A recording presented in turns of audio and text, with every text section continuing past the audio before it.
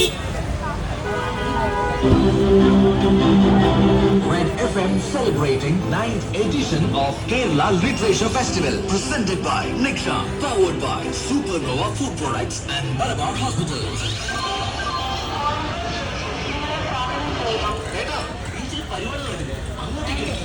Kerala literature festival 9th edition of KLF Kozhikode.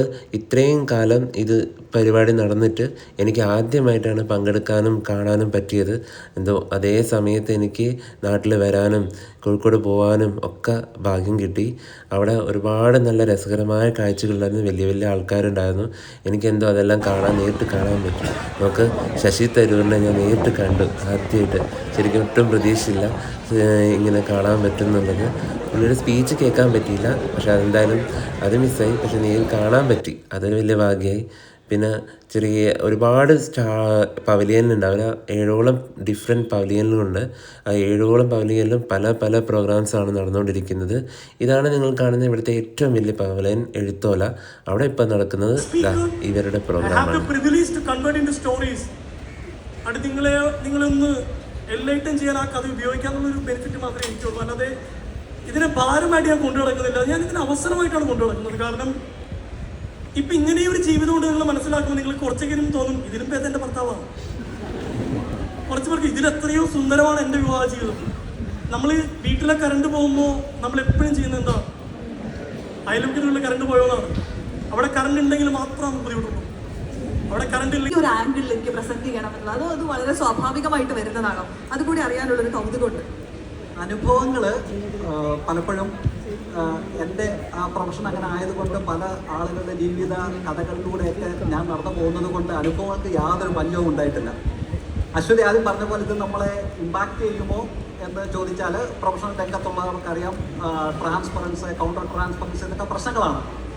ഒരാളുടെ പ്രശ്നങ്ങൾ മുഴുവൻ കേട്ടിട്ട് നമുക്ക് രാത്രി ഒന്നും ഉറങ്ങാൻ പറ്റത്തില്ല. അങ്ങനെ എനിക്ക് പല സംഭവങ്ങളും ഉണ്ടായിട്ടുണ്ട്. അപ്പോൾ അവിടേക്ക് ഉള്ളൊരു പ്രശ്നം എന്ന് പറയുന്നത് നമ്മൾ ഹൃദയം പറയുന്നത് കേൾക്കണോ മനസ്സ് പറയുന്നത് കേൾക്കണോ എന്നുള്ളൊരു കൺഫ്യൂഷനാണ്. മനസ്സാണ് എനിക്ക് തോന്നുന്നു കുറച്ചുകൂടെ തലച്ചോറുമായിട്ട് ചേർന്ന് നിൽക്കുന്നത് എന്ന് തോന്നിയിട്ടുണ്ട്. കാരണം നമ്മുടെ തോട്ട് പ്രോസസ്സും നമ്മുടെ അവയർനെസ്സും ഇമോഷൻസും ഇതിൻ്റെ എല്ലാം കൂടുള്ള ഒരു ഇവരുടെ 3 പേരെ സ്പീച്ച് കേട്ടതിന് ശേഷം ഞാൻ നേരെ പോയത് അക്ഷരം എന്ന് പറഞ്ഞ പവലിയനിലാണ്. അവിടെയും ഒരു ബുക്കിൻ്റെ പ്രകാശനവും അവിടെ അതിൻ്റെ ഓർഡറുമായിട്ടുള്ള ഒരു ഇൻട്രാക്ഷനും ഒക്കെ ആയിരുന്നു. അതും നല്ലൊരു സ്പീച്ചായിരുന്നു. ഒരുപാട് നേരം ഞാൻ അവിടെ ഇരിക്കാൻ പറ്റിയില്ല, കാരണം പല പല പവലിയനിലും എന്തൊക്കെ പ്രോഗ്രാംസാണെന്നുള്ള കാണണമെന്നുണ്ടായിരുന്നു. അപ്പോൾ എല്ലാം വെരി ഷോർട്ട് പീരീഡ് ഓഫ് ടൈമിൽ എല്ലാം ഒന്ന് കവർ ചെയ്യണം, എല്ലാം കാണണം എന്നൊരു ചിന്തയിലാണ് ഞാൻ KLF കാണാൻ വന്നത്.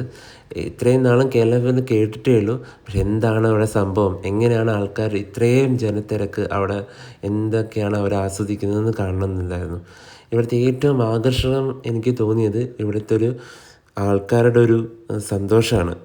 ലിറ്ററേച്ചറിനൊക്കെ ഇത്രയും വെൽക്കമിങ് ചെയ്യുന്നു. ആളുകൾ ബുക്കിനൊക്കെ വായിക്കാനും അത് തേടി കണ്ടെത്തി അതിനെക്കുറിച്ച് അറിയാനും ഒക്കെ ആൾക്കാരിങ്ങനെ ഭയങ്കര ആകാംക്ഷയോടെ വന്നുകൊണ്ടിരിക്കുന്നത്. ശരിക്കും ഒരു സെലിബ്രേഷനായിരുന്നു അവിടെ KLF ഞാൻ വന്നപ്പോൾ കണ്ടുകൊണ്ടിരുന്നത്. നൈറ്റാണ് ഇതിൻ്റെ വൈബ് എന്നൊക്കെ എൻ്റെ കൂടെ ഉണ്ടായിരുന്ന ഫ്രണ്ട് സിദ്ധു പറഞ്ഞിരുന്നു. പക്ഷേ രാത്രി വരാൻ എനിക്ക് സമയമില്ലാത്തതുകൊണ്ടാണ് ഞാൻ രാവിലെ വന്നത്. ഇത് അവിടുത്തെ ബുക്സ് സ്റ്റാളാണ്. ഒരുപാട് ബുക്കിൻ്റെ കളക്ഷൻസ് ഉണ്ടായിരുന്നു. എന്താ പറയുക, നമ്മൾക്ക് കണ്ണ് മഞ്ഞളിക്കുന്ന പോലെ, അല്ലെങ്കിൽ അത്രയും ബുക്ക് ആയിരുന്നു അവിടെ ഉണ്ടായിരുന്നത്. ഞാനും എല്ലാം വന്ന് കണ്ണോടിച്ചു, എല്ലാം നോക്കി വെച്ചു. പക്ഷെ ഒന്നും വാങ്ങിക്കാൻ കാരണം ഒത്തിരി തിരക്കായിരുന്നു. നമ്മൾ അത്രയും ക്യൂ നിൽക്കണം ബുക്ക് വാങ്ങിച്ചും നോക്കിയും ഒക്കെ സെലക്ട് ചെയ്യാനും അത് ബില്ല് ചെയ്യാനും ഒക്കെ. അതുകൊണ്ട് അതിന് നിന്നില്ല. നേരെ ഞങ്ങൾ പുറത്തിറങ്ങി ബീച്ചിലെ വൈബൊക്കെ കുറച്ച് കൊണ്ട് കോഴിക്കോട് വന്നു കഴിഞ്ഞാൽ പിന്നെ ബീച്ച് കണ്ടില്ലെങ്കിലും ബീച്ചിൽ കുറച്ച് നേരം ഇരുന്നില്ലെങ്കിൽ എന്താ അല്ലേ. അപ്പോൾ അവിടെ കോഴിക്കോട് കുറച്ച് ബീച്ചിലൊക്കെ കണ്ട് അവിടുത്തെ കുറച്ച് 1-2 ഐറ്റംസൊക്കെ കഴിച്ചു. എന്നിട്ട് ഞാൻ നേരെ തിരിച്ച് പോകാനുള്ള സെറ്റപ്പിലേക്ക് പോയി. പിന്നെ ആളുകൾ ഇപ്പോഴും വന്നുകൊണ്ടിരിക്കുകയാണ്. ആളുകൾക്ക് ഒരു കുറവുമില്ല. കോഴിക്കോട് ഇത്തരം പ്രോഗ്രാംസിനൊക്കെ ഭയങ്കര വെൽക്കമിങ് ആയിട്ടുള്ള നാടാണ്. അതുകൊണ്ട് എനിക്കും ഭയങ്കര അഭിമാനമാണ് KLF. അതാണ് ഞാൻ മെയിനായിട്ട് KLF വന്നത്. നമ്മുടെ സ്വന്തം നാട്ടിൽ ഇങ്ങനെ ഒരു പരിപാടി നടക്കുമ്പോൾ നമ്മളെ നാട്ടുകാർ അതൊന്നും വന്ന് കണ്ടില്ലെങ്കിൽ അതൊരു മോശമല്ലേ. അപ്പോൾ ഇത് പോകുന്ന വഴി എനിക്ക് സിദ്ധുവിൻ്റെ ഒരു സർപ്രൈസ് സമ്മാനം, എൻ്റെ മോളുടെ ഒരു പിക്ചർ അവൻ വരച്ച് വെച്ചിരിക്കുന്നു, പെൻസിൽ ഡ്രോയിങ്.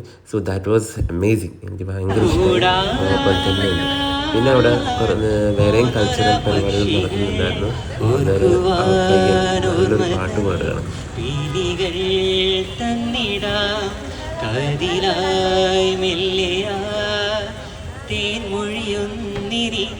ഒഴുകാനുള്ളിലെ തേന്മതി വിടരാനുള്ളിലെ വെൺമതി, ഒഴുകാനുള്ളിലെ തേന്മതി വിടരാനുള്ളിലെ വെൺമതി. ഷിബിൻ നന്നായിട്ട് പാടിയിട്ടുണ്ടല്ലേ. ഇതേപോലെ പാട്ട് പാടണമെന്നാണെങ്കിൽ അല്ലെങ്കിൽ ഇതിൽ കറക്കി നോക്കിയിട്ട് ഭാഗ്യം ഒന്ന് പരിശീലിക്കുന്നതാണെങ്കിൽ ഒന്ന് വേഗം വരാവുന്നതാണ്. She wants to make her daughter perfect. Is there something wrong with you? And lose prior to that ruined your ability to function? Why are you always attacked? Your lives aren't അങ്ങനെ inspired. ഈ വലിയ ആൾക്കാരുടെയും ചെറിയ കുട്ടികളുടെയും ഒക്കെ ചെറിയ ചെറിയ പാട്ടും ഡാൻസും ഒക്കെ അവിടെ നടക്കുന്നുണ്ട്. എല്ലാം കാണാനും ആളുകൾ ഒത്തിരി വന്നുകൊണ്ടിരിക്കുന്നുണ്ട്. എനിക്ക് എന്തായാലും കൂടെ സമയം നിൽക്കാൻ പറ്റുന്നുണ്ട്. ഞാൻ അവിടെ തിരിച്ചു നേരെ ഞാൻ കോഴിക്കോടേക്കുള്ള ബസ് കയറാൻ ബസ് സ്റ്റാൻഡിലേക്ക് പോയി.